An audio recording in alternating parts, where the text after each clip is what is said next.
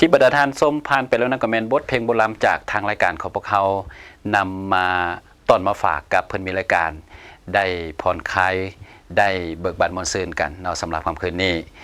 ก็ถือว่ามาฮอดนี้ทางรายการของพวกเขาก็ใกล้จะหมดเวลาลงแต่ทางรายการของพวกเขายังมีเสียงเพลงเสียงรำหรือว่าบทเพลงโบราณจากทางรายการของพวกเขามอบให้อีกเช่นเคย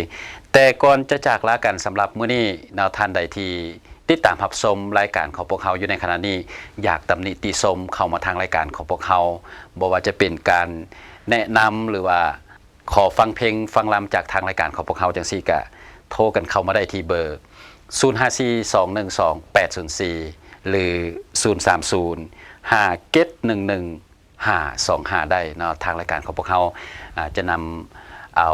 คำตำหนิติชมหรือว่าคำแนะนำที่ดีๆบรรดาทานได้แนะนำกันเข้ามา